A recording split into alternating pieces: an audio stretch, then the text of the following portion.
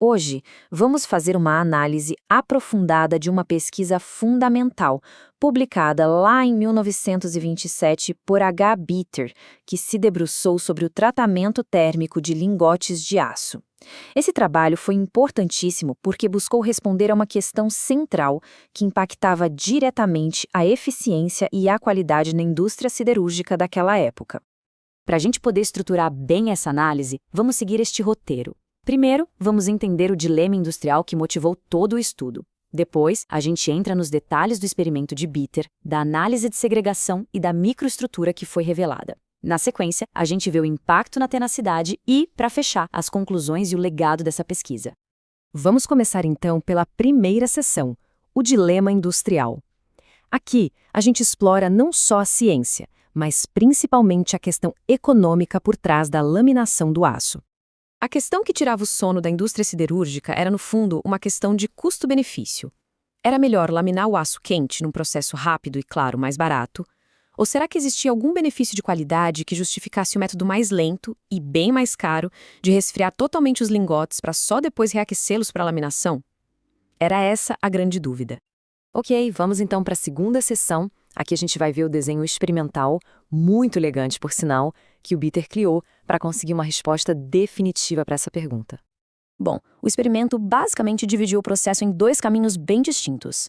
De um lado, os lingotes A e B, do grupo que ele chamou de entregue a quente, que foram laminados logo depois da solidificação. Do outro lado, os lingotes D e E, do grupo entregue a frio. Estes foram deixados para resfriar por completo até chegarem na temperatura ambiente, para só então serem reaquecidos e finalmente laminados. E claro, para garantir o rigor científico, o estudo usou uma composição bem específica de aço doce Thomas. Como dá para ver na tabela, todos os lingotes partiram exatamente da mesma base material. Os teores de carbono, manganês, fósforo e enxofre foram controlados e o silício era praticamente inexistente. Esse controle, esse ponto de partida igual para todos, foi absolutamente essencial para que a comparação dos resultados fosse válida. A primeira fase da análise se concentrou em entender como esses diferentes tratamentos térmicos afetavam a distribuição das impurezas dentro do aço, ou seja, estamos falando da análise de segregação. O conceito de segregação aqui é central. Basicamente, a distribuição não uniforme dos elementos químicos e das impurezas que acontece enquanto o lingote está solidificando. Essa falta de uniformidade é um problema, porque ela pode criar pontos de fragilidade e inconsistências no material final. E os resultados? Bom, eles foram claríssimos. Os lingotes entregues a quente, o A e o B, mostraram níveis de segregação bem mais altos. Eles também tinham o que o estudo chamou de empobrecimento local mais forte, ou seja, eram bem mais heterogêneos. Já os lingotes entregues a frio, o D e o E, mostraram uma composição química muito mais uniforme, muito mais homogênea. Certo.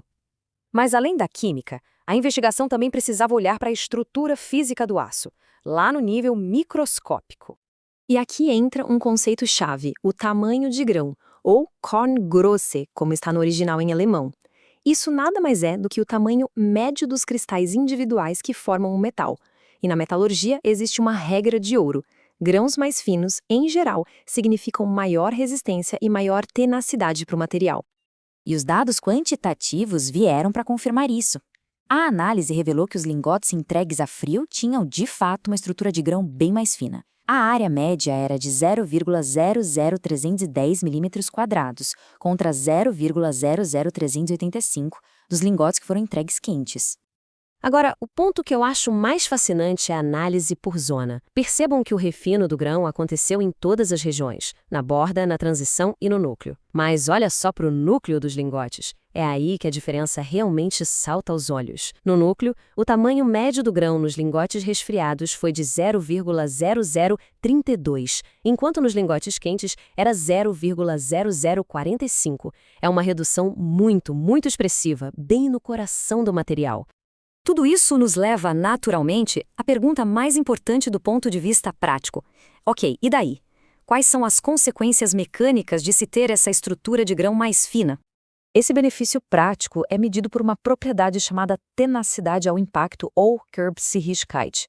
Ela basicamente nos diz qual é a capacidade do material de absorver energia e de se deformar plasticamente sem quebrar. é uma propriedade crítica para evitar aquelas falhas catastróficas em serviço. A hipótese a ser testada, portanto, era bem direta. Será que essa estrutura de grão mais fina, que foi observada nos lingotes entregues a frio, realmente se traduziria em uma tenacidade superior na prática? E este gráfico? Bem, ele é a prova final. Os ensaios de impacto não deixaram nenhuma dúvida.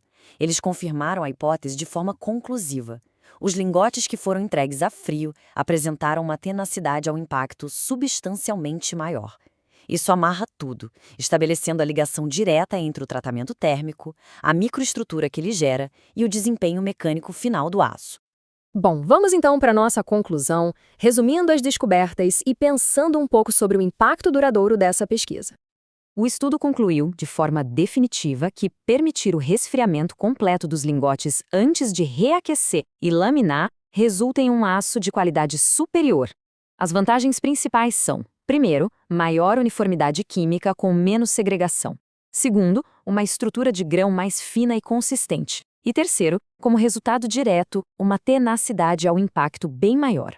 Vale destacar que essas descobertas foram depois confirmadas num estudo de acompanhamento ainda maior, envolvendo cerca de 100 lingotes.